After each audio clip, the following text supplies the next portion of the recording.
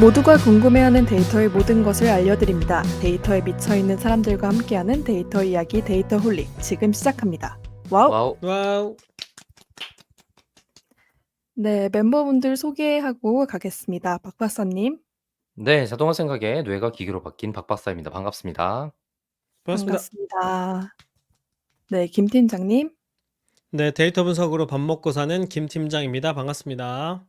반갑습니다. 반갑습니다. 네, 그리고 저는 데이터 시각화, 더 나아가 데이터 스토리텔링 업무를 하고 있는 이기은입니다. 반갑습니다. 반갑습니다. 네, 데이터 홀릭은 여러분의 후원으로 만들고 있습니다. 카카오뱅크 계좌로 정기 후원해주시는 귀동양님, 눔나님, 웃는아이27님, 최승범님, 초록도룡룡님, 에코자님, 류지연님, 유튜브로 정기 후원해주시는 JS전 1892님 모두 감사합니다. 감사합니다. 데이터 홀릭을 후원하시고 싶으신가요? 팟빵과 유튜브 공지사항, 채널 정보에 후원 계좌가 있습니다. 여러분께서 보내주시는 후원금은 녹음, 편집, 컨텐츠 제작에 소중하게 사용하겠습니다. 데이터 홀릭은 데이터 관련 분야의 다양한 소식을 전하는 팟캐스트입니다. 저희 방송에 광고를 넣거나 데이터 관련 교육을 의뢰하시려면 dataholik4@gmail.com으로 문의해주세요. 방송을 들어주시는 모든 분들께 감사드립니다. 감사합니다. 네. 네. 오늘은 기은님의 목소리로 시작을 해봤는데 기은님 딕션이 굉장히 좋네요. 아, 그런가요? 다행이네요. 이게 참 앞으로 쭉 하셔도 되겠다는 생각도 드네요. 아니 저는 이게 처음 해보시는 걸 한 3번 정도 절지 않을까 기대를 했는데 절지 않으시고 네. 그렇게 남의 불행을 기대하고 바라고 그러는 겁니까? 아니 우리가 여태까지 했던 전적 있잖아요. 박 박사가 도대체 몇 번을 절었는지. 아, 뭐 당연히 그쵸. 절겠거니 네. 했지. 네. 아니 특히 저는 이거 여기 우리 후원해 주시는 분들이 닉네임을 쓰시잖아요. 네. 저는 이거 읽을 때마다 항상 틀리더라고. 입에 안 붙어가지고. 뭐 그것도 그렇고 사실 그냥 틀려야지란 생각으로 읽는 부분이긴 하죠, 저는. 아, 어차피 틀릴 거? 맘 편하게 네, 틀리자. 아니 익숙하게 읽기 힘든 곳인 건 너무 자명하니까 그냥 틀려야지 뭐 이런 느낌이라서 뭐 알려주시면야 감사하게 잘 맞춰서 읽겠지만 이긴 합니다. 그러고 보니까 우리 오프닝 할 때 쓰는 이 대본에 후원 계좌 부분의 글이 점점점 늘어나고 있다는 생각이 드네요. 지금 보니까. 원래는 한 줄이 안 맞아요. 됐었는데 점점 늘어나고 있어요, 지금. 뭐 그것도 그렇고 지금 원래 유튜브 후원도 거의 없었던 것 같은데 정기적으로 계속 늘어나고 있고 있는 것 같고 그리고 그분들이 또 그 팟빵 후원이랑은 좀 다르게 회차마다 후원하는 것처럼 해주시는 분도 계시고 이러다 보니까 그게 되게 특이하게 받아들여지는 맞아요. 지점인 것 같아요. 예. 그게 후원 문화가 유튜브하고 팟빵하고 좀 다른가 봐. 그죠? 그럴 수 있죠. 예전에 팟빵 이렇게 정기 후원 뭐 한 달에 얼마씩 이런 문화였던 것 같은데 유튜브는 에피소드별로 하시는 분들이 있는 걸 보면은 분위기가 좀 다른 것 그리고 같다. 그리고 그게 생각해 보면 자연스러워요. 오히려 정기적으로 하는 채널이 아니니까 기본적으로. 아, 그렇지. 음. 유튜브를 하는 게 그렇죠. 팟빵은 그러니까 팟캐스트는 뭐 진짜 라디오 하는 것 마냥 정기적으로 어느 시간대 하기 같은 전략을 좀 취했던 것 같은데 유튜브는 기간 제약적인 특성을 가지지 않으니까 거기서 다른 남들어진 차이가 있는 것 같아요. 그러고 그러고 보니까 보니까 구독자 슈퍼챗도 있었고. 맞아요. 저희 구독자 수가 6,800 명이 넘었네요. 지금 보니까. 와. 아, 네. 이거 참 신기해요. 계속 이렇게 늘고 있네. 그러니까 참 신기한 일이에요. 지속적으로 늘고 있다가 되게 신기한 것 같아요. 그니까. 네, 이게 참. 이래서 저희가 못 그만둬. 그치. 계속 조금씩 성장하기 때문에 멈출 수가 없다. 아니 뭐 그것도 그렇고 그 구독자 수 성장 같은 경우는 그동안 줄지 않고 계속 늘기만 했어요. 맞아요. 제가 알기로도. 그래 갖고 음. 이거 계속 이렇게 늘어나도 되는 거야? 같은 느낌으로 늘고 있어 갖고. 아직 우리가 논란을 일으킨 적이 없어서 그런 게 아닐까? 그거는 아직 뭔가 그럴 레벨이 아닌가?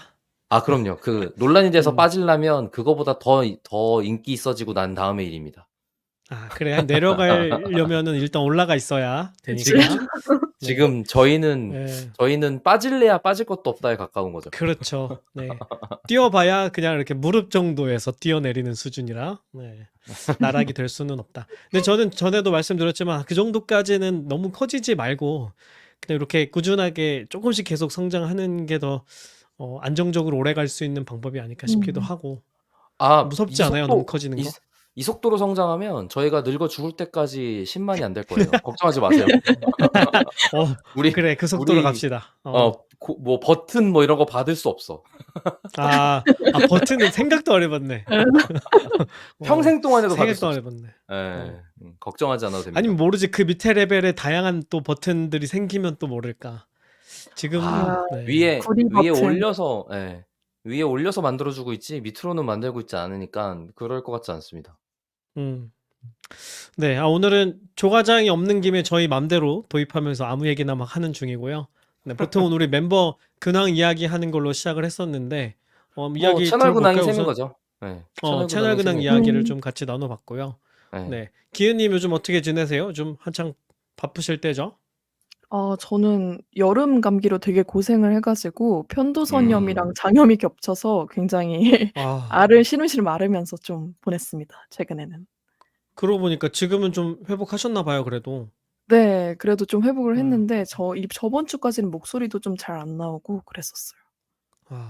지금도 좀 불편하신 것 같은데? 그래도 좀 나아가는 과정인 것 같습니다. 아니, 대학원 때 애들 많이 아프더라고요. 맞아요. 저도 그렇고 저 대학원 시절 생각해 보면 동기들 중에 한 번씩 크게 아팠던 기억이 나거든요. 그러니까 아마 제가 생각하기에는 그 생활 리듬도 깨지고 막 몰아서 일하잖아요. 그리고 수면 패턴도 깨지고 그다음에 영양 불균형에 운동은 안 하고 스트레스는 받고 뭐 이런 것들이 증첩되다 보니 그런 게 아닐까. 그때는 뭐 한창 몸 챙기고 그럴 시절은 또 아니잖아요. 일단 젊음을 믿고 에너지를 막 불살라 보는 그런 시절이니까 그러다 훅 가는 뭐 그런 게 아닌가 싶기도 하고. 맞아요. 네. 대학원에서도 그렇군요. 주변에 다행이네요. 좀 많이 아프더라고요. 그죠? 저 때는 주변에 치질 걸리는 사람이 그렇게 많았어요. 너무 앉아 있어서? 너무 앉아 있어서 그런지 그래서 하나둘 방석을 바꾸더라고요. 그래서 이게 공부 많이 하는 사람들이 갖고 있는 어떤 공통의 질병이구나 하는 생각을 그때 했었어요. 또 이런 것도 있을 수 있죠. 생활 패턴이 비슷하니까 질병 패턴도 비슷할 수 있죠. 그렇죠. 비슷한 몸 상태로 비슷한 그러니까 자세로 말이에요. 계속 있으니까. 비슷한 자세로 밥도 비슷하게 먹고 뭐 잠도 비슷하게 그러니까. 자고. 그 일단 진짜 오래 앉아 있긴 하잖아요. 진짜로. 잘 때 빼고는 앉아 있는 거잖아요. 그러니까 아무래도 엉덩이 쪽으로 하중이 몰리면서 그럴 수 있겠다. 네. 얘기를 하다 보니 엉덩이 얘기를 하고 있네요. 아무튼 아프지 않고 더 이상 아프지 않고 졸업을 잘 하셨으면 좋겠다는. 뭐 다른 아프신 거 말고는 다른 근황은 없었습니까? 그냥 대학원에서 열심히 하고 있습니다. 일들. 네. 사실 저도 여파가 있었어요. 기은님이 제 일을 도와주는 그 일이 있었는데 맞아요. 기은님이 갑자기 장염이 너무 심해서 도저히 외출을 하실 수가 없는 상태가 돼버린 거예요. 네. 그래서 그날 저 혼자 독박을 다 썼다는 그런 정말 근황이 있었습니다. 죄송했습니다. 아니에요. 근데 뭐 이건 뭐 어떻게 할 수 있는 문제가 아니니까. 근데 저도 작년 걸려본 기억이 있어서 뭐 진짜 아무것도 못 하잖아요. 뭐 제대로 먹을 수도 없고. 박 박사는 어떻게 지내고 있습니까? 박 박사는 아픈 데 없습니까? 네. 지금 원래 먹던 유산균이 있었는데 지금 떨어져 갖고 그것 때문에 고생하는 정도? 네. 매일 먹는 유산균인가요? 매일 챙겨 먹는? 네네. 매일 2번 먹는 유산균인데 그거 먹는 거 덕분에 좀 삶의 상태가 좀 나아졌었는데 지금 떨어지고 계속 지금 구매를 안 하고 있어 갖고 바보같이 빨리 사야 됩니다. 네. 그렇군요. 그리고는 다 회사 일인 것 같아요. 지금 다음 주 정도에 오픈할 예정이라서 DB랑 뭐 이런 것 때문에 계속 고생하고 있는 것 같아요. 근데 뭐 잘 하게 될 거라고 기대하고 있는 상태의 기능 테스트를 오늘 끝내고 와서 빨리 완성시켜서 돌아가게 만들고 배포하면 좋겠다 생각하고 있습니다. 그 유산균 말고도 먹는 그런 건강식품 같은 게 있나요? 아니요, 없어요. 유산균만? 네, 유산균도 건강이라기보다는 제가 원래 장이 좀 안 좋은데 음, 걔가 정말 기가 막히게 딱 그 장 안 좋은 거를 잡아주는 효과가 즉시 나타나서 그래서 먹고 있어요. 음, 네. 뭐 그렇군요. 요즘은 약사가 말아주는 그런 영양제 월간 구독 서비스도 있더라고요. 맞아요, 맞아요. 그걸 말아준다고 표현하는군요. 아, 그것도 약을 맞나 그러니까 뭔가 위험해 보인다. 처방해주는 처방? 네. 아니 음, 뭐 그 얘기로 잠깐 얘기해 보면 사실 전에 김 팀장이 다뤘던 주제인 데이터 분석에도 위계가 있다에 네네. 영양제의 건강 효과도 그 위계로 보고 평가하면 좋지 않을까 정도의 맞아요. 생각으로 마무리해 보겠습니다. 네. 네. 아, 그렇죠. 근데 사실 건강식품으로 분류되면은 그 얘기는 약 효과가 없다는 얘기거든요. 맞아요. 그래서 식품인 거잖아요. 효과가 맞아요. 있다고 광고에 붙일 수 없잖아요. 맞아요. 그래서 사실은 아무 음식에나 건강식품이라고 붙여도 왜냐면 다들 영양소가 있기 때문에 어쨌든 건강에 도움은 되니까. 그래서 사실 뭐 그렇죠. 분명한 효과를 얘기하기가 쉽지는 않죠. 건강식품 가지고. 네. 네. 그게 진짜로 효과가 있으면 의학적으로 분류가 돼야 된다는 얘기가 그러니까. 있더라고요. 예. 그게 음, 또 그 관리 체계에서 음식이랑 약 관리 체계에서 다 자연스러운 방식인 것 같고 근데 이제 음, 그 체계에 들어가지 못했다. 효과가 없다. 음, 근데 효과가 있다로 광고하고 있다. 인 상태인데 이 시장이 크다라는 점이 저한테 특이한 점인 것 같아요. 음. 근데 이제 또 한쪽에서는 이것이 다 그 거대 제약회사의 어떤 로비로부터 시작된 일이다. 반대는 또 실제로는 그렇게 보는 효과가 거지. 있으나 효과가 있는데 받아주지 않는 그런 어떤 카르텔을 만든 것이라는 그런 썰들도 있죠. 뭐 그 그것 때문 중간 예. 어딘가에서 우리가 좀 줄타기를 잘 해야 된다는 생각도 드네요. 너무 말도 안 되는 음식들도 있긴 있잖아요. 아니 그런 것도 더 좀 기가 꽤 막힌 건 많으니까. 사실 아주 말 안 되는 것만 있진 않아요. 그러니까. 그게 완전히 거짓말이면 사람들이 정말 힘들 텐데 물론 심지어 그 몇몇 상황에서는 정말 말도 안 되는 거 가지고도 사업을 하시는 분들이 있어 갖고 그것도 기가 막히지만 어지간히 큰 것들은 아예 아주 그러니까 아주 희끄무레한 요만한 근거라도 있는 채로 하는 거기는 하죠. 그게 음, 실제 나에게 쓸모가 있는 정도의 효과가 있는가는 차치하고 이제 산업이니까 라고 보이는 것 네. 같아요. 근데 뭐 분명한 효과는 심리적인 효과는 있거든요. 어쨌거나. 그러니까 내가 그 돈을 주고 어떤 물건을 사서 이걸 꾸준히 복용을 한다는 그 행위 자체가 네, 이게 사람의 어떤 심리적인 상태를 긴장하게 만들면서 만들어낸 효과는 분명히 있거든요. 그래서 저는 어쨌든 안 먹는 것보다는 나아지니까 그게 플라시보일지언정 플라시보에 돈을 낸다고 생각하면 되잖아요. 그래서 플라시보 예전에는 때문에 하루에 13개씩 먹고 이러는 건 정말 아닌 것 같아요. 그 이제 건강에 해가 될 정도로 드시는 건 권할 수 없지만 그 저는 예전에 그런 건강식품을 누군가 드신다 그러면 맨날 싸웠거든요. 플라시보 얘기하면서. 근데 어느 순간 아. 그것이 능사가 아니다. 그렇게 해서 마음이 편해지는 효과가 있을 거고, 그죠? 그리고 어쨌든 건강을 신경 쓰게 만드는 그런 효과도 있을 거고, 뭐 그런데 비용을 치른다고 생각하면 그것도 뭐 긍정적으로 받아줄 수도 있지 않나 이런 식으로 음. 한 3보 정도 후퇴한 상태입니다. 그래서 예, 아무 말도 제가 안 해요. 제가 아는 누가 한 3보가 아니라 15보 정도 되는 것 아, 같은데. 그렇죠. 네, 그렇습니다. 네. 그래서 어디 가서 얘기를 잘 안 하고 있습니다. 맞아요. 뭐 이런 얘기를 꺼낼 수가 없잖아요. 다들 먹고 살고 있고 아니 어 싸우자는 어 얘기죠. 이런 얘기하면. "나 지금 너는 뭐 먹어?" 이런 걸로 주요 주제 중에 하나인데 "그거 다 쓸모없어."라고 하는 음. 순간 이제 그 제가 모임에서 내가 네. 싸우겠다는 뜻이니까. 예전에 한번 얘기한 적 있을 것 같은데 저희 아버지가 한번 벌침을 맞으셔가지고 음. 벌을 어디서 사오신 거예요. 그걸 파나 봐. 그죠, 이렇게 그죠, 그죠. 박스에 들어있는 꿀벌들을 이렇게 몇십 음. 마리를 사와가지고 자가로 몸에다가 놓다가 한 번은 벌독 이제 걸리신 거예요? 잘못 놔가지고 몸에 마비가 온 거예요. 어머. 그래가지고 병원에 급하게 다녀오신 그런 일이 있었습니다. 근데 뭐 저희 그래서 윗세대는 더 그런데 익숙하고 자연스럽게 노출되신 분들이니까. 그러니까요. 이거 말고도 뭐 뱀을 드시는 분들도 계시고 뭐 온갖 게 있잖아요. 뭐 많죠. 근데 이제 고로수액 갖다가 뭐 몸을 정화해야 되고 이런 게 고로쇠물. 한두 개예요. 예. 한두 개가 아니니까. 그래서 어느 순간부터는 이거를 이제 설득해서 더 이상 스스로 드시지 않게 하는 것이 불가능에 가깝다라는 걸 제가 깨닫고 타협을 했죠. 네. 안 싸우고 뭐 평화롭게 지내는 게 더 중요하다. 뭐 그런 이제 생각을 하게 됐습니다. 저 같은 경우는 제가 피부가 안 좋으니까 반대로 그걸로 조언해요, 저한테. "왜 안 이거 먹어? 써봐라. 이거 왜 안 써? 이거 좋대 왜 안 써?" 이 아, 상태가 돼요. 그러니까 그렇지. 어 그것도 저는 힘드네. 저는 다른 사람이 하는 것에 신경이 쓰이지 않아요. 제발 날 좀 안 건드렸으면 좋겠어. 그건 사실 약간 오지랖이잖아요, 그죠? 안 근데 물어봤는데.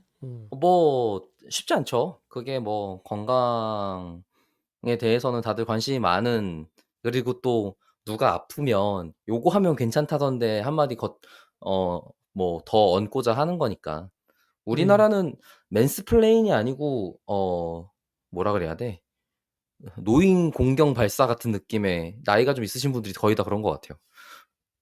꼭 자기가 아는 얘기 한마디 또 더 얹어야 되는? 근데 이제 그게 효과가 좋을 때가 있지만, 효과가 좋을 때가 있지만 꼭 보시고서 한마디씩 하는 상태인 게 되게 신기했던 것 같아요. 그래서 제가 저는 이제 그걸로 맨날 싸웠어요. "내가 이걸 평생 달고 살았는데 당신이 지금 기억나는 거 하나 정도 안 해 봤겠냐."고. "다 해 보고 효과 없는 거 알고 나 지금 다르게 하는 거다."라고 내가 싸우는 모를 걸 것 이제, 같냐? 예예. 자 이제 말해 봐. 내가 15개쯤 알고 있는데 어디 걸리나 보자." 이런 느낌이거든요. 그리고 "내가 안 해 봤겠어?" 뭐 이런 느낌인데, 그렇네. 그것도 맞네. 예예.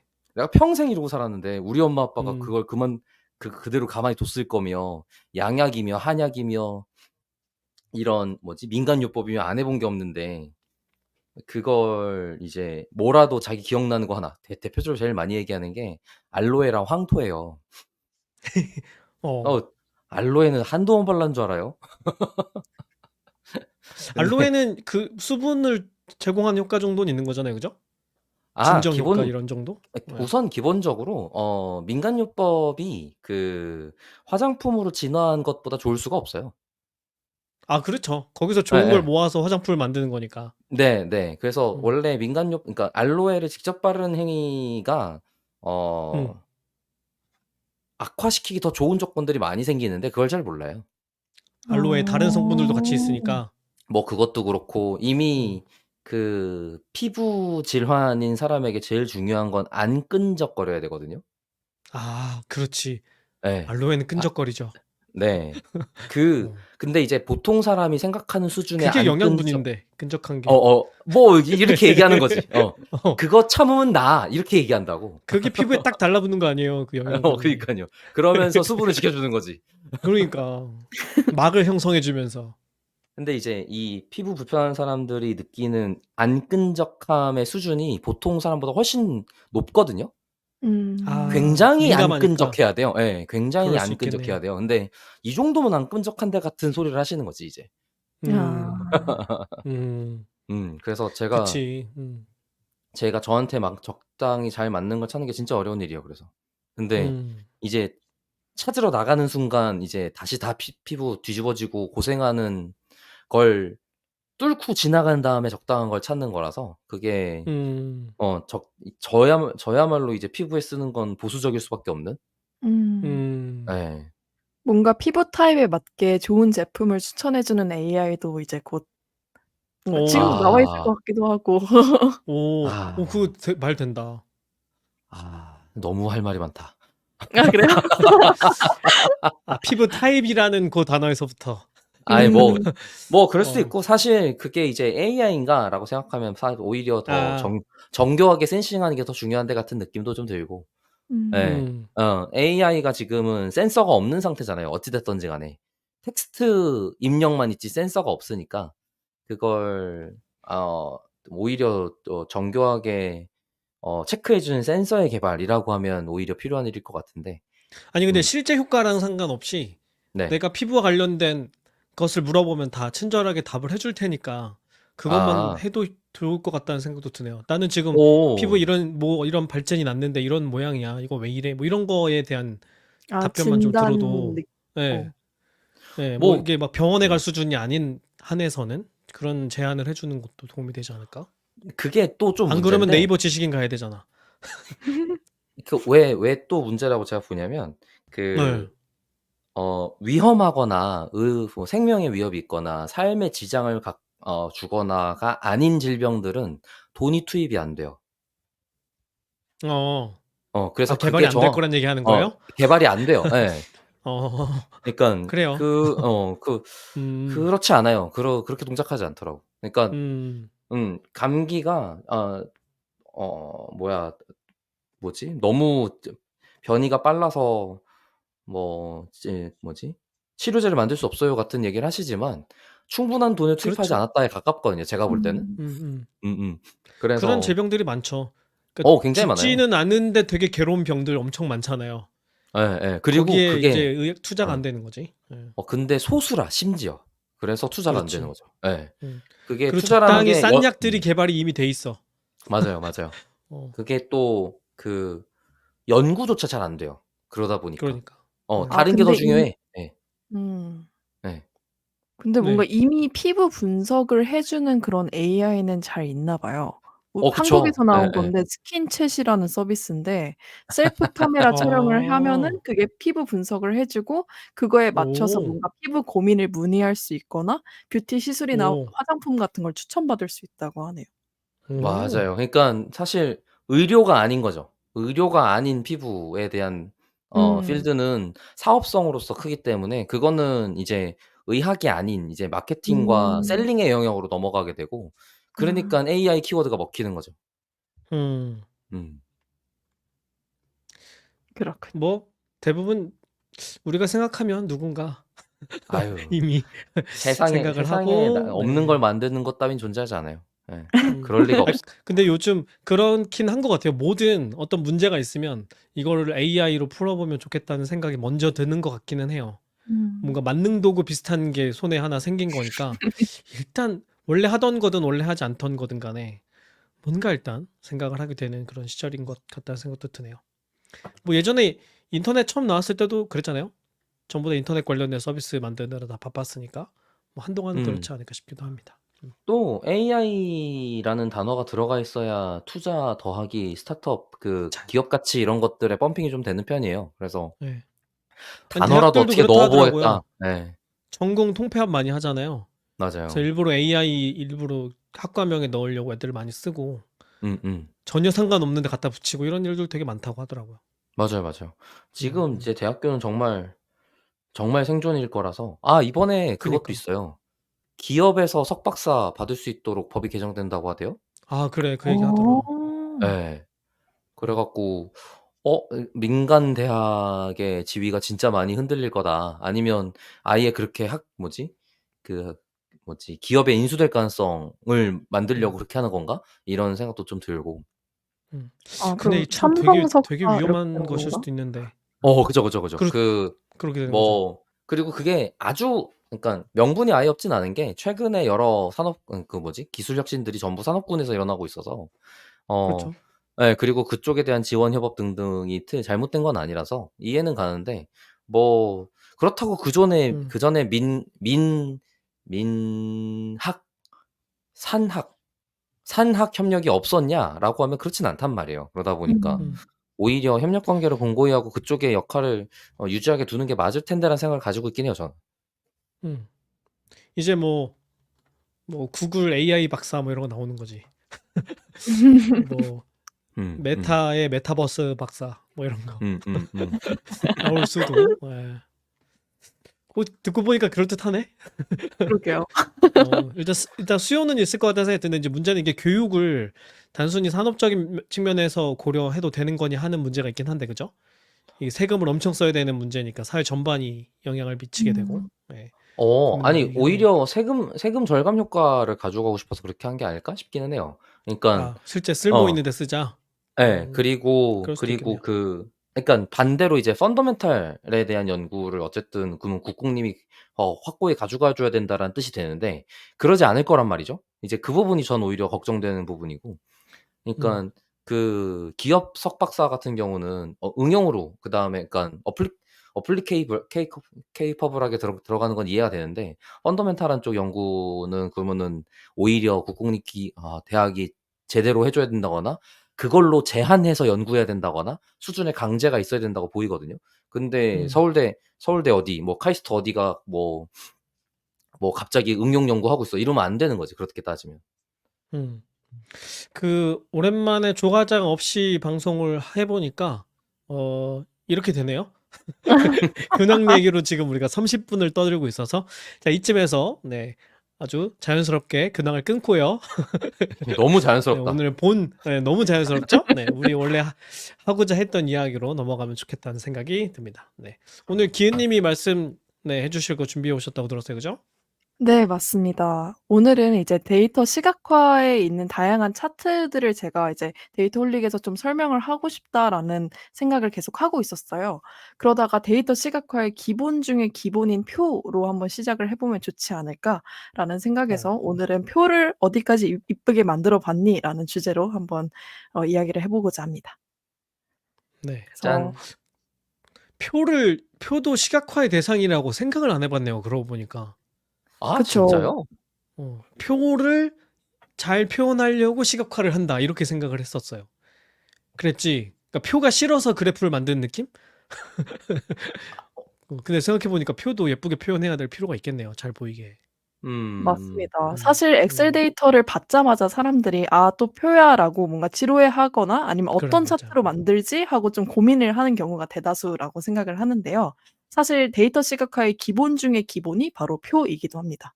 그리고 이 기본을 제대로 활용을 하면은 어떤 뭔가 화려한 차트보다도 표가 더 강력한 도구가 될 수가 있습니다. 그래서 이런 데이터 시각화 세계에서 '표가 다소 저평가되어 있다.'라고 생각해서 시작된 그런 콘테스트도 있는데요. 포sit 구 RStudio에서는 매년 뷰티풀 테이블 콘테스트라는 것을 주최를 합니다. 그래서 여기에서는 이제 매우 이쁜 그런 테이블들에 이제 상을 주는 그런 대회인데요. 이전 대회에서는 아무래도 RStudio가 주관을 하다 보니까 R로 만든 표에만 한정을 했지만 최근 몇 년 동안은 파이썬으로 만든 테이블도 이제 적극적으로 환영하고 있다고 합니다. 근데 그래서 안 돼요? 지금 R한테 안 돼. 디자인은. 근데 몇 년 안 됐을걸요? 제 기억이 맞다면 기껏해야 2-3년 레벨일 텐데. 파이썬 들어온 지? 아니요. 이 뷰티풀 아니요. 이거 테이블 꽤 됐어. 콘테스트 한 게. 아, 그래요? 꽤 됐어요. 꽤 됐어요. 왜 제가 몇 년 안 된다고 기억하냐면 GT 패키지 활성화 때문에 시작한 걸로 알고 있어서. 예예. 그 GT가 그레이트 테이블이었나? GT하고 DT하고. 지금 얘기한 테이블 예쁘게 출력하기에는 GT일 겁니다. DT는 데이터 RStudio에서 직접 만든 그 패키지 패키지 얘기하는 이름이에요. 거구나. 네네네네네. 예. 그래서 저는 걔를 굉장히 오랫동안 쓰고 있었기 때문에 그거의 사용 활성화 때문에 만들어진 컴피티션이라고 알고 있어 갖고 몇 년 안 되는데 라고 인식하고 있어요. 근데 그게 뭐 파지수를 바꾼 지 2-3년 됐어요 같이 얘기하면 제가 기억이 이상한 거긴 하죠. 아니 그렇게 막 엄청 오래된 대회는 아닌데. 네.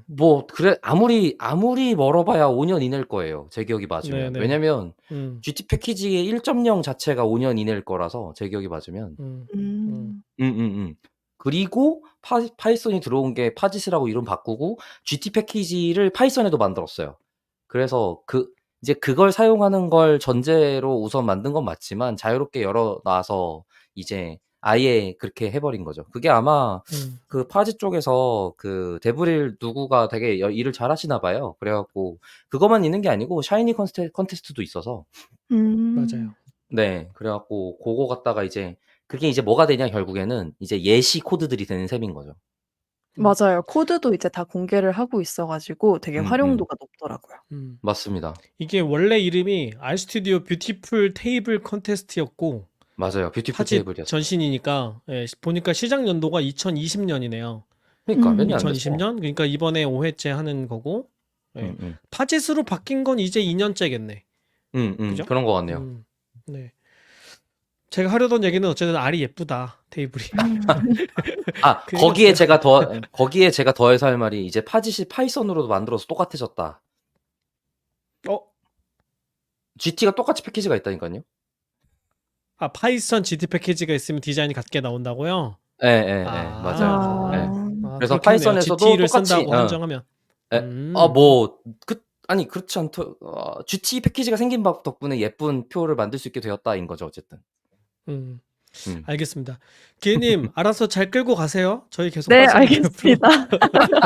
오늘 교과장 없다는 거를 염두하시고요. 네. 브레이크 걸어줄 사람 없어요 오늘. 네. 네. 그래서 이제 화면에 보이시는 것 같은 표를 가장 많이 보셨을 거예요. 이거는 이제 각 정당 의원실이 이제 이런 데이터를 공개를 할 때 요런 식으로 좀 공개를 하더라고요. 그래서 이거를 가지고 왔는데 사실 이게 정말 뭐 가독성이나 정보 전달력 측면에서 좀 뛰어난 표라고 보기는 어렵죠. 그래서 이제 오늘은 좀 다양한 표들을 살펴보면서 표의 가독성과 정보 전달력을 높이기 위해서는 어떤 요소가 필요한지를 좀 보려고 합니다. 요러한 와. 표를 이제 언론에서 이런 식으로 또 이제 많이 표현을 하기도 하죠. 이제 언론에서 표현하는 이제 이 표들을 가지고 좀 이제 기본 요소를 먼저 짧게 한번 훑어보고 가려고 하는데요. 먼저 이제 행, 열, 그리고 셀 요러한 이제 기본적인 요소들을 좀 살펴볼 필요가 있습니다. 그래서 행 같은 경우에는 이제 하나의 개체나 관측치를 나타내죠. 그래서 요 대학 평가로 보면은 이제 서울대의 순위가 이제 각 하나의 행이라고 볼 수가 있습니다. 근데 이때 데이터를 탐색하는 것이 아니라 설명하는 목적으로 표를 제공한다고 했을 때는 제작자가 강조하고 싶은 특정 로우를 오른쪽과 같이 이렇게 핑크색으로 또 이제 표현을 할 수가 있겠죠. 이렇게 색상 이제 텍스트의 색상이나 아니면 배경색으로 강조를 했을 때 독자가 의도하는 대로 이해하는 데 도움을 줄 수가 있을 겁니다. 그러나 저는 지금 이 화면에서 보이는 표들은 살짝 색깔이 좀 과도하게 너무 비비드하게 쓰이지 않았나라는 생각은 좀 해 보기는 하지만 그래도 요러한 어우 제작처가 맞아요. 있는 의도를 좀 읽을 수는 있었습니다. 또한 아유 이제 저 오방색 아닌 게 어디예요? 아니 지금 왼쪽에 색 쓴 게 다 의미가 하나도 없어 갖고 다 뺐으면 좋겠는데 우선. 그쵸. 예. 중앙일보 숫자 색깔이 예. 아닐까? 그렇게 생각해도요.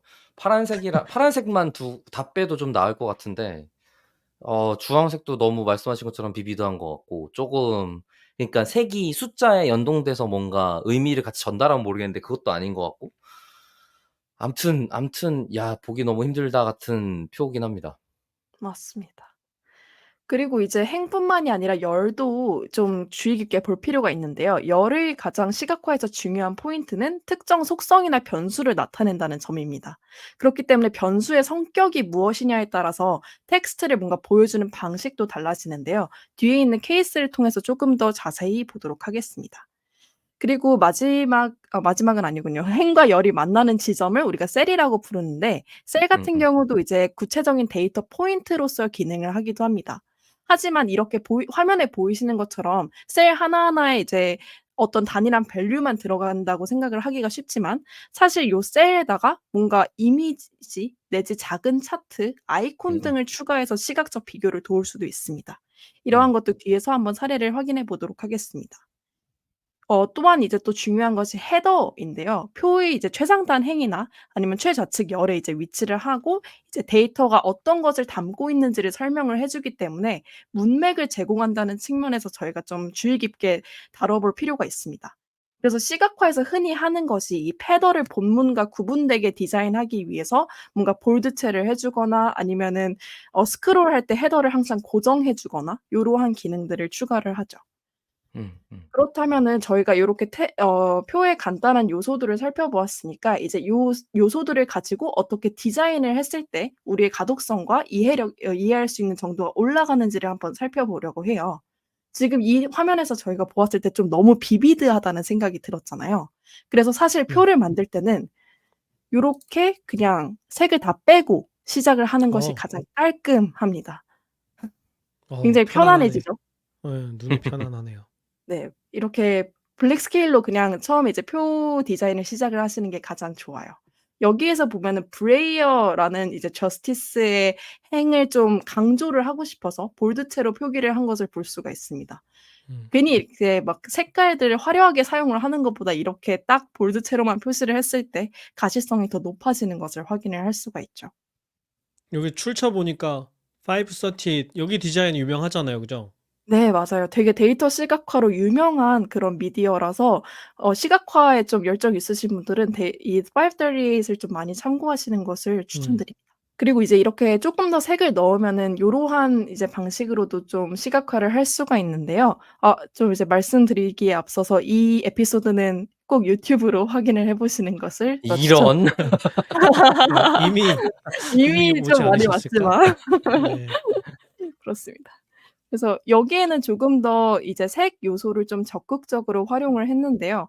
헤더 같은 경우에 조금 배경색을 깔아 주고 인더스트리를 하나의 뭔가 어 뭐라 해야 되죠? 아이템으로 모아서 테크놀로지나 헤지 펀드 이런 것들을 색깔로 구분을 해 주고 있습니다. 조금 더 눈에 잘 들어오는 것을 확인을 할 수가 있죠.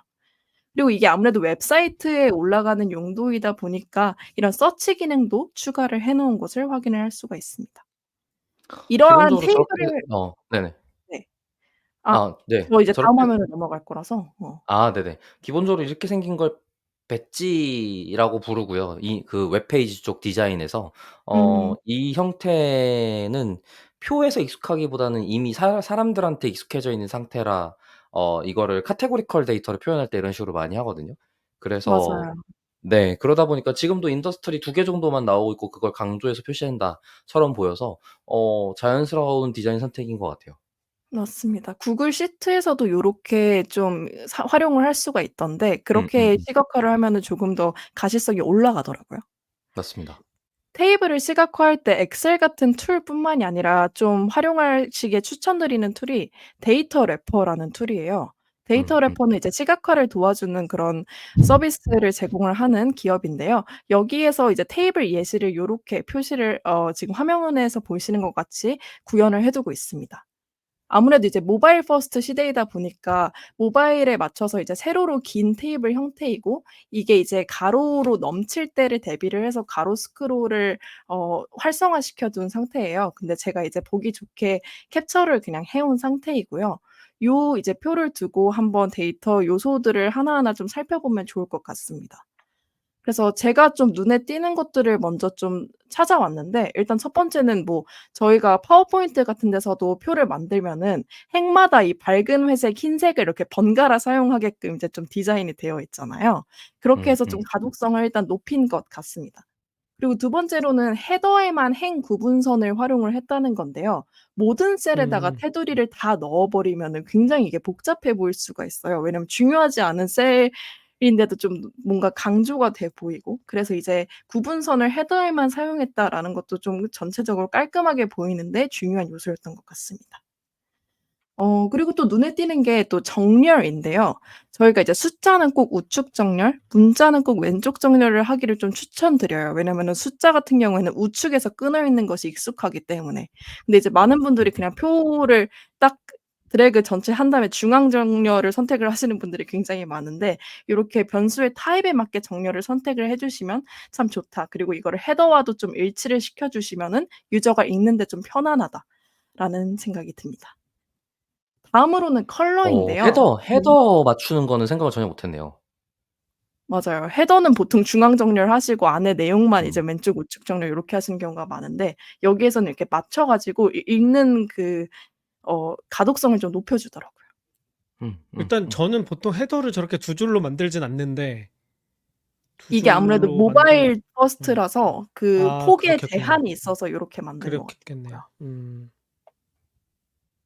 이게 그 데이터 래퍼로 만들면 디자인이 디폴트로 요런 템플릿으로 나오는 거예요? 요렇게 템플릿이 몇 개가 있고 요거를 네. 데이터를 넣어서 한번 트라이를 해 봐 요렇게 좀 추천이 되어 있더라고요. 어. 와, 좋다. 이거 직접 만들려고 그러면은 신경 쓸 게 엄청 많은 것들인데 하나하나가 컬럼 하나하나가. 맞습니다. 음. 그리고 보면은 저는 살짝 '색깔 사용이 과도하다.'라고 느껴질 정도로 색을 좀 적극적으로 사용한 것을 확인을 할 수가 그러게요. 있는데 그건 좀 마음에 안 든다. 네. 예.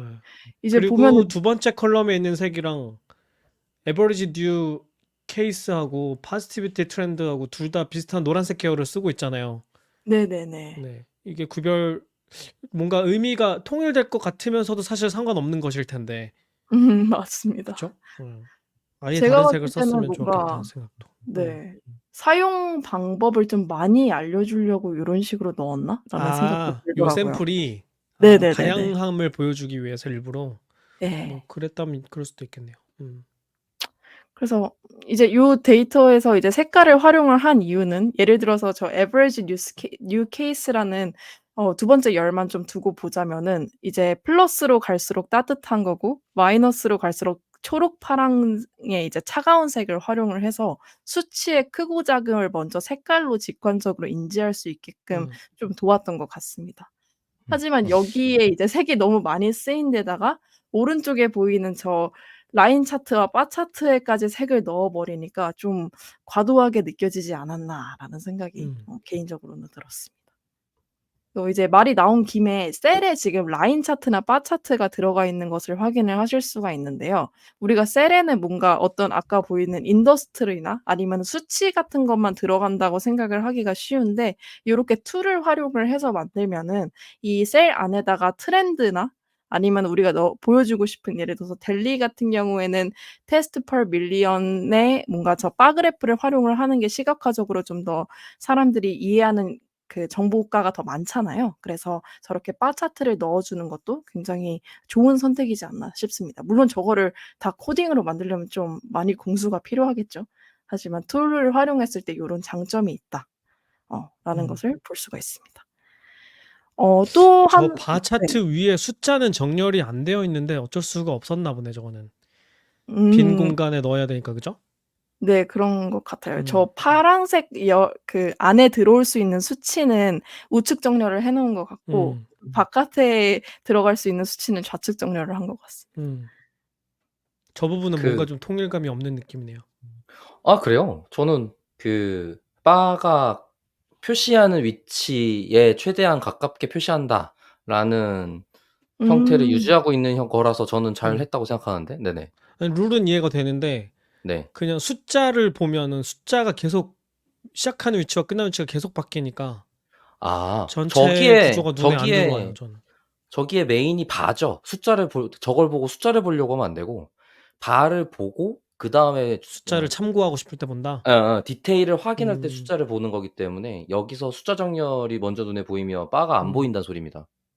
저라면 자릿수를 저렇게 다 6자리를 표현하지 말고 반올림을 해서 절삭을 한다든가 이렇게 했었으면은 덜 정신없을 것 같다는 생각도 들고.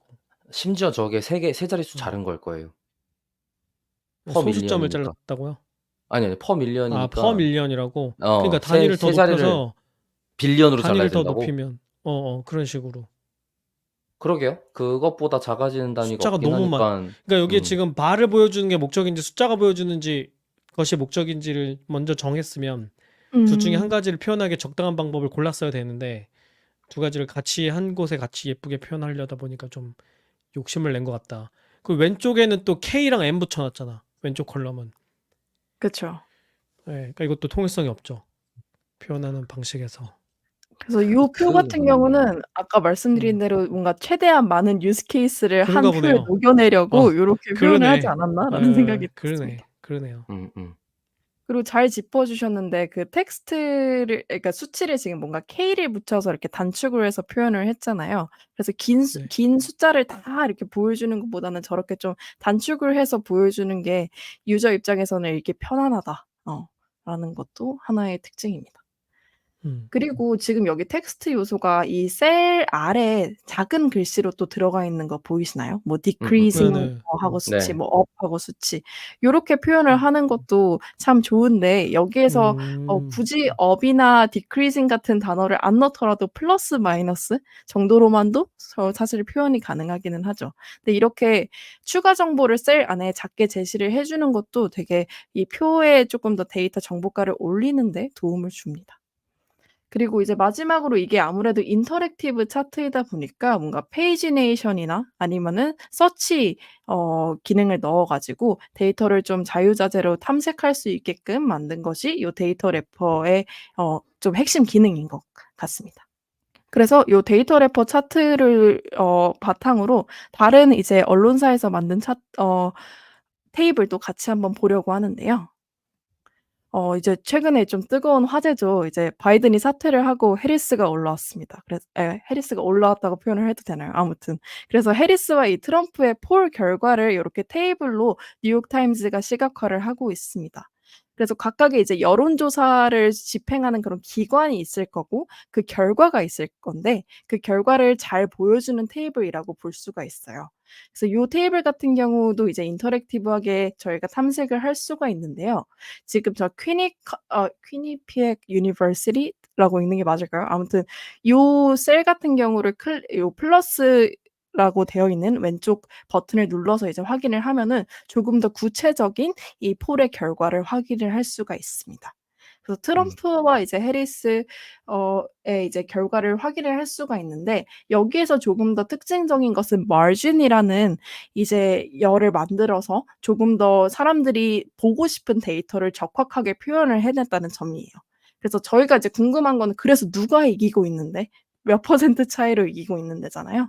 그래서 그거를 이제 표시를 함과 동시에 이제 각 정당을 상징하는 컬러로서 강조를 하고 있습니다.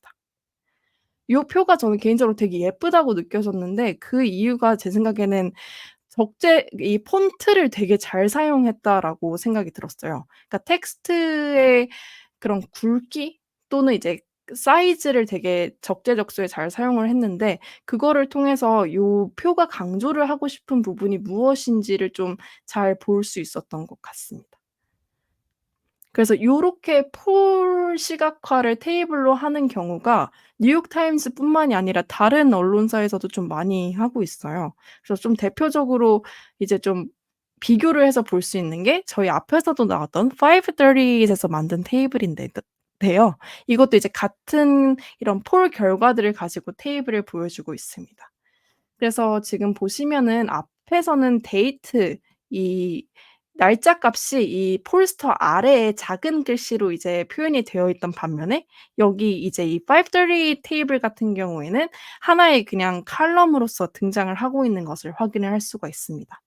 또한 여기에서는 결과 값을 아까는 그냥 텍스트의 색깔로만 표현을 해 주었다면 여기에서는 이 셀의 배경색으로 표현을 하고 있는데요. 일종의 히트맵을 이제 요 테이블에다가 넣었다라고 보시면 돼요.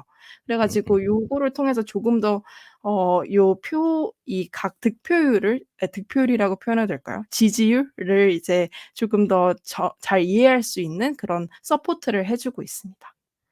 그리고 요것도 마찬가지로 요 모어 버튼을 누르면은 각 이제 행을 확장을 해서 볼 수가 있는데요. 그 구체적인 정보를 이렇게 확장을 해서 확인을 할 수 있게끔 보여주는 것이 요 인터랙티브 테이블의 매력이지 않을까 생각이 듭니다. 이렇게 해외 사이트에서는 글자를 기울여 출력하기가 좀 자연스러운 것 같아요. 제가 한국 자료들 중에 저걸 적극적으로 사용하는 케이스는 거의 못 본 것 같은데 음. 영어로 돼 있는 경우는 좀 있는 것 같더라고요. 그래서 '아니 이걸 왜 이렇게 하지?'라고 계속 생각을 했던 것 같아요. 그게 아주 이해가 안 가진 않지만 왜냐하면 저기 표시만 해도 각 숫자 크기만큼 글자가 들어가지지 않으니 같은 느낌일 텐데 이게 대안을 제시해 보면 기본적으로는 정렬 똑바로 하고 위아래 크기를 배치를 다시 함으로써 어쨌든 조절할 수 있는 부분도 있을 것 같은데 이렇게 기울이는 형태의 디자인을 쪼금 더 적극적으로 채택하는 편인 것 같아 갖고 그건 좀 신기하게 느끼는 것 같습니다. 맞아요. 뭔가 이렇게 기울였을 때 읽는데 뭔가 '영어는 더 무리가 없나? 더 안 그니까 말이에요. 어색한가?' 이런 생각도 들었어요. '이걸 왜 안 어색해하지?' 같은 느낌이 좀 들었던 지점인 것 같아요. 음.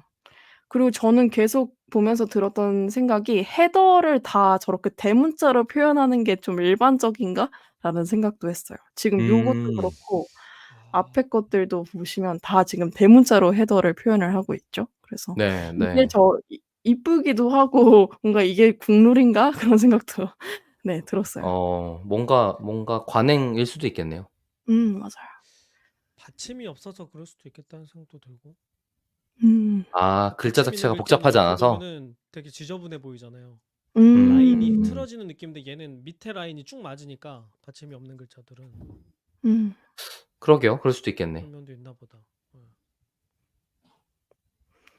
그리고 요 테이블 같은 경우에는 앞선 거는 조금 이제 뭐 아주 사소한 차이인데 여기에도 똑같이 이 마진을 net result라는 이 가장 우측에 있는 컬럼을 통해서 표현을 하고 있는데 여기에서는 단순히 숫자만 좀 더 강조를 해서 보여주고 있는 게 아주 미묘한 차이라는 생각이 들었습니다. 음, 음, 넘어가 보자면 요러한 이것도 표예요, 사실. 이거는 올림픽 이제 메달 카운트 순위를 표현을 하고 있는데요. 이제 곧 파리 올림픽이죠. 그래서 파리 올림픽 때도 요러한 뭔가 콘텐츠가 많이 나올 것 같은데 이거는 이전 언제 올림픽인지 까먹었어요. 2022년 올림픽이었던 것 같은데 아무튼 요때에 이제 메달 수와 그리고 순위 그리고 기대하는 메달 획득 수 이런 것들을 가지고 표를 만든 거예요. 근데 이거를 단순히 저희가 순위로도 다 그 숫자로 된 셀들로 나열을 해서 보여줄 수도 있지만 이 538 같은 경우에는 아이콘들을 되게 적극적으로 활용을 했습니다. 그래서 약간 되게 그거 같지 않아요? 귀엽죠? 카지노에서 쓰는 칩 아 쌓아놓은 것 같다. 네. 되게 비슷하네요. 되게 그래서 귀엽고 요 뭔가 레트로한 네. 느낌이 있네. 맞아요. 되게 귀엽게 잘 만들었다라는 생각이 들었어요. 보통 이제 쪼끔 더 예쁘게 만들려면은 저 국기 같은 경우를 그냥 칼럼 하나로 더 추가를 해 가지고 좀 더 디자인 요소를 추가하는 정도로 힘을 줄 텐데 여기에는 이렇게 좌측 상단에 이렇게 대각선 안에 이제 좀 국기를 보여주는 식으로 엣지를 살린 것도 저는 되게 예쁘다라는 생각이 들었습니다. 그리고 잘한 것 같아요. 그게 음. 이제 공대생 감성으로 접근을 해보자면 국기가 배경에 깔렸어야 되는데 같은 느낌이거든요. 얼마나 지저분했을까 이런 생각이 좀 드네요. 그러네. 이게 미묘한 센스네. 맞아요. 그러고 보니까 이렇게 메달을 숫자로 쓰지 않고 이렇게 보여주니까 진짜 차이가 더 잘 느껴지는 것 같기도 하네요. 맞습니다. 그죠? 막 우리 몇백 개 이렇게 숫자로 쓰는 것보다. 맞아요. 그 예전에 제가 한번 콘텐츠에서 다룬 적이 있었는데 사망자 같은 수를 단순히 숫자로 표시를 하는 것보다는 사람 아이콘으로 보여줬을 때 임팩트가 달랐잖아요. 그래서 요것도 이렇게 올림픽 메달도 아이콘으로 표시했을 때 좀 주는 임팩트가 단순한 숫자보다는 좀 다른 것 같다라는 생각이 들었습니다. 음, 음. 예전에 많이 하던 인포그래픽 이런 느낌이네요. 맞아요. 그래서 저는 개인적으로 이번 파리 올림픽도 기대가 되지만 파리 올림픽으로 어떤 재밌는 데이터 시각화 콘텐츠가 더 많이 나올지 또 기대가 되고 있습니다. 음. 그래서 이제 좀 마무리를 하자면은 그럼 이제 표를 예쁘게 만드는 건 알겠는데 여전히 나는 이제 엑셀 표를 받았을 때 이걸 차트로 표현을 하고 싶은 욕망에 휩싸이시는 분들이 굉장히 많을 거예요. '어떻게든 차트를 만들어야 된다.'라는 생각이 드실 텐데 그렇다면 표와 차트를 언제 사용을 하는 것이 좋을지에 대해서도 좀 얘기를 해 보고자 합니다. 그래서 좋네요. 표는 우선 좀 정확한 수치를 전달하는 데 탁월하기 때문에 이 수치 하나하나를 확인을 하기 위한 목적에서는 당연히 차트보다는 표를 활용하는 것이 좋겠죠. 여러 변수를 한눈에 비교하기도 좋고 그리고 대량의 데이터를 빼곡히 담을 수도 있으니까요. 하지만 차트 같은 경우에는 전반적인 트렌드 내지 뭐 패턴을 시각적으로 빠르게 파악하는 데 좋습니다. 그래서 데이터 간의 관계나 분포를 직관적으로 보여주는 데 굉장히 효과적인데요. 그래서 이제 결론을 말씀드리자면은 "테이블과 차트를 둘 중에 언제 무엇을 사용할까요?"라는 고민을 드실 때는 "표로 우선 정확한 데이터를 제공하고 그 옆에 차트로 시각적 요약을 더해 주세요."라는 굉장히 원론적인 답변을 드릴 수 있을 것 같습니다. 그래서 저는 이제 표와 차트를 먼저 한번 다 준비를 해본 다음에 그리고 그 둘 중에 하나하나를 넣고 빼서 그 차이를 좀 확인을 해 보시는 것도 좋지 않을까. 근데 많은 분들이 이제 표를 배제하고 차트만 이제 보시는데 그러시지 마시고 "표와 차트를 함께 한번 봐 보시라."라는 말씀을 드리고 싶습니다. 그래서 이제 다른 분들은 혹시 표로 한번 데이터 시각화를 해 보신 경험이 있으신지 아니면 그때 좀 주의 깊게 생각하셨던 요소들이 있는지가 좀 궁금했습니다. 저는 표 만드는 작업했던 거 기억이 나는 거는 그 기사를 쓰는 작업을 했던 적이 있는데 거기에 원자료를 보여줄 필요가 있었어요. 그래서 숫자를 크게 보여주는 게 목적이라서 그래프랑 같이 디자인을 했던 기억이 나고 그때 제가 고려했던 거는 표에다가 숫자를 어디까지 담을 거냐. 그러니까 이제 원자료가 되게 많잖아요. 이거를 다 표현할 수는 없으니까 여기서 내 메시지가 전달되게끔 대비가 잘 되게 몇 개의 값을 선별할 필요가 있었는데 그때 너무 극단적으로 줄이면 정보량이 너무 줄어들고 그렇다고 너무 많은 정보를 주면 독자가 피곤해서 안 읽을 테니까 한 화면으로 이것도 모바일로 딱 봤을 때 한 화면에 표가 다 들어갔을 때 메시지가 다 전달되는 정도의 행의 개수는 몇 개일까 이거를 고민하면서 크기를 좀 조정했던 기억이 있네요. 그러고 보니까 지금 기은님이 말씀하셨던 것 같은 그런 고민을 했던 것 같네요. 그런 경험이 있습니다. 혹시 박 박사님도 뭐 경험 있으신가요?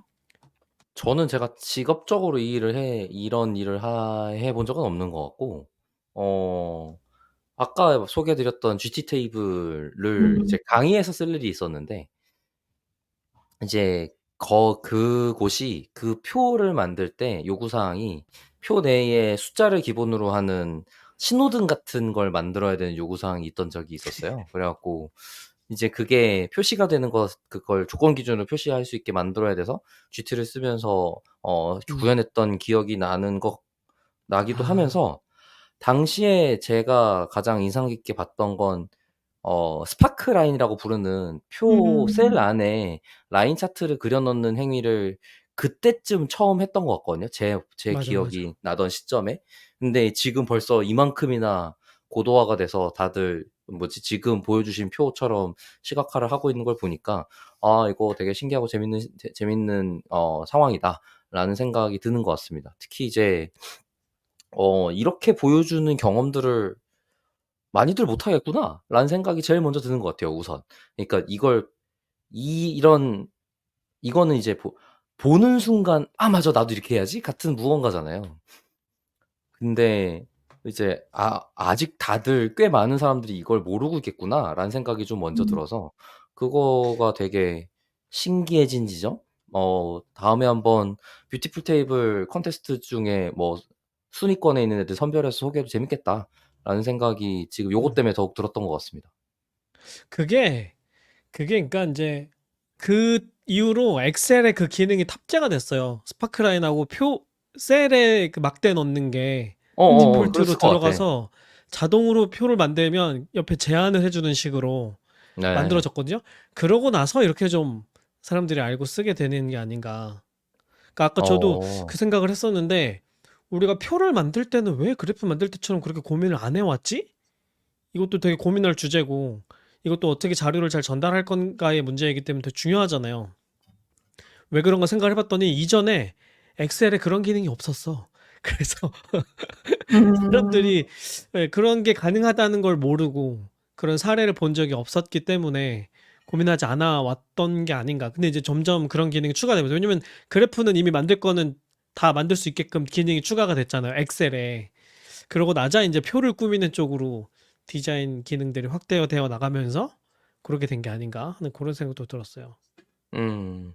음. 그리고 그런 게 있다는 걸 알아도 어떻게 만들 거야?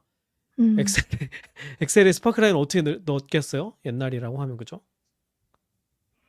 그래서 뭔가 표로 데이터 시각화를 하는 연습을 먼저 해 보는 게 '데이터를 잘 이해하는 데 되게 도움을 주겠다.'라는 생각도 아, 오늘 너무 들더라고요. 중요하다는 생각이 드네요. 네. 너무 중요하네. 그래야 셀 합치기 안 하지. 아니, 어. 반대인데? 오히려 음? 셀 합치기야말로 그런 디자인의 반영 노력의 발로지 않나요? 결과물이잖아요. 그쵸. raw 데이터를 이제 기반으로 이제 셀 네. 합치기라는 결과를 이제 내놓는 거죠.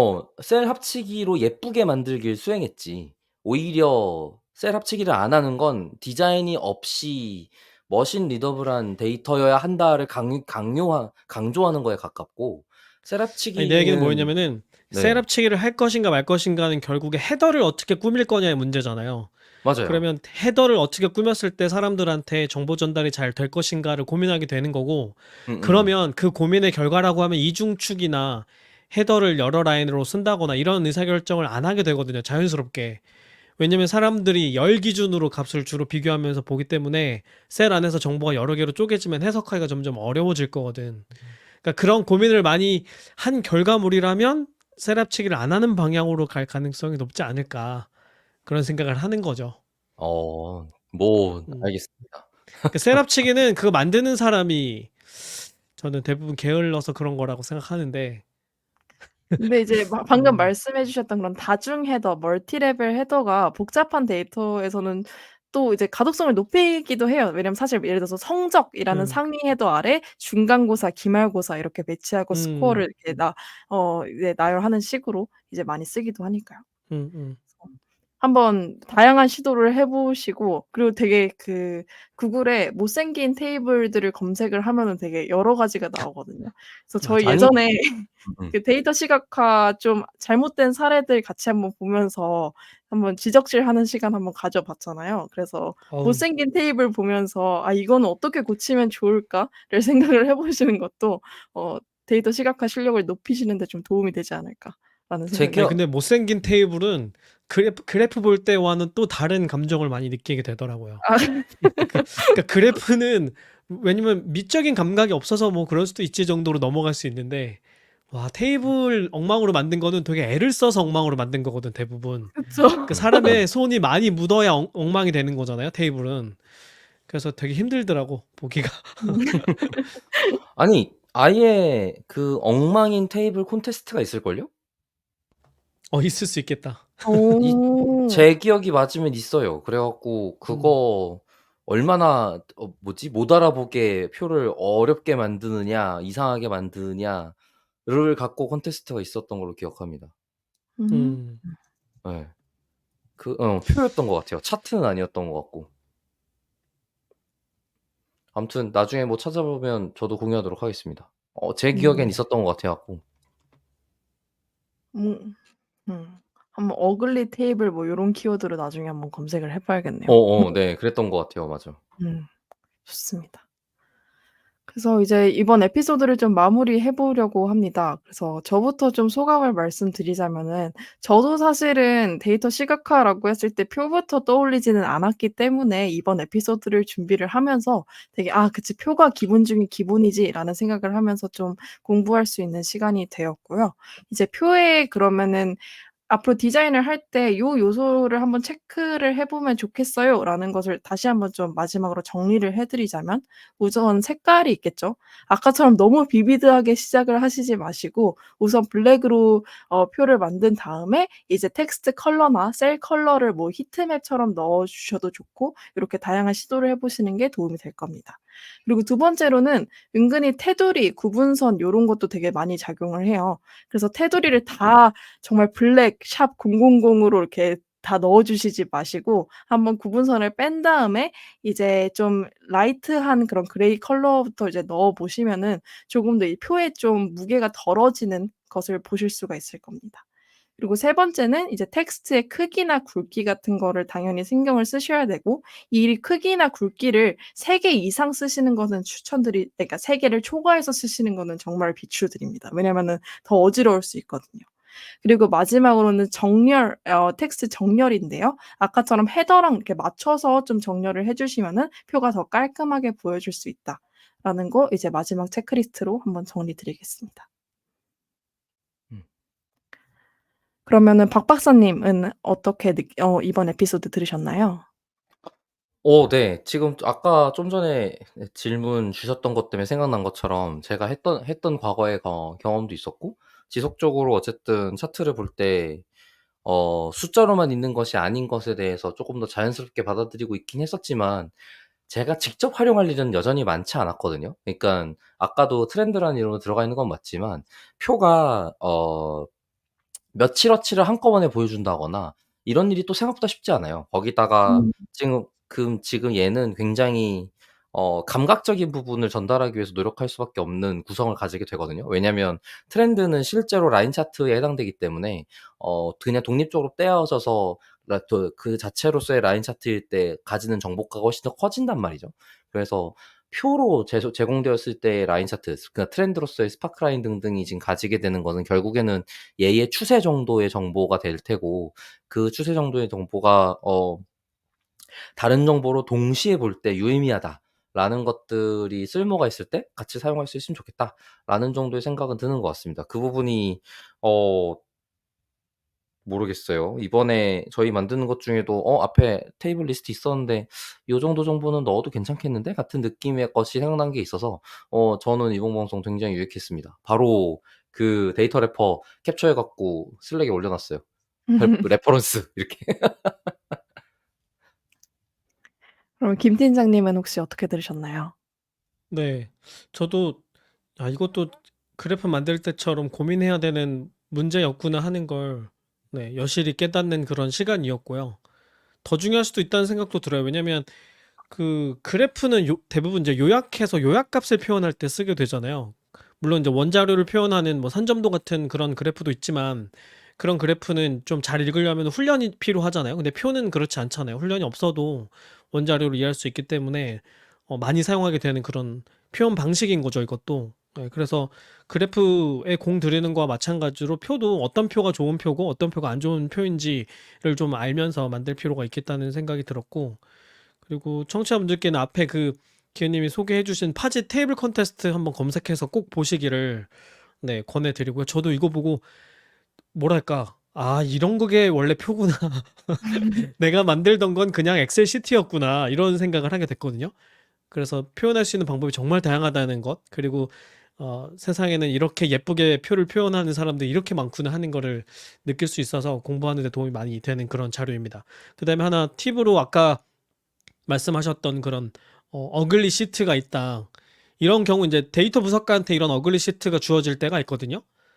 막 아까 제가 잠깐 말씀드렸던 셀 합치기가 덕지덕지 되어 있는 데이터가 저한테 왔는데 이걸 이제 분석해야 되는 그런 경우가 종종 있어요. 그럼 표를 다루기 편하게, 읽기 편하게 바꿔줘야 되는데, 그때 이제 예전에는 손노가다를 했지만 지금 우리가 쓸 수 있는 방법은 챗GPT를 활용하는 겁니다. 그래서 이런 경우에 이번에 옴니가 특히 이런 그 그래프나 시각화 자료를 잘 처리하잖아요. 그래서 그냥 시트를 캡처를 찍어서 챗GPT한테 주고 이 시트를 보기 편하게 정리해 달라 그러면 꽤 잘 해줍니다. 그 다음에 만약에 데이터 분석을 해야 되면 이 데이터를 타이디하게 만들어줘. 이렇게 표현하면 타이디, TIDY, 이게 분석하기에 적합하게 잘 정리된 그런 데이터의 형태를 이야기하거든요. 그래서 타이디하게 만들어줘. 그럼 바로 R이나 파이썬에서 분석하기 좋게 만들어줍니다. 물론 이제 그렇게 하고 나면은 오류가 생길 수도 있기 때문에 검수는 하셔야 되겠죠? 근데 손으로 직접 하기보다는 이렇게 하시면 훨씬 빨리 작업을 할 수 있다. 이런 팁을 전해드리고 싶었습니다. 정말 좋은 팁인데요, 마지막은. 네. 네.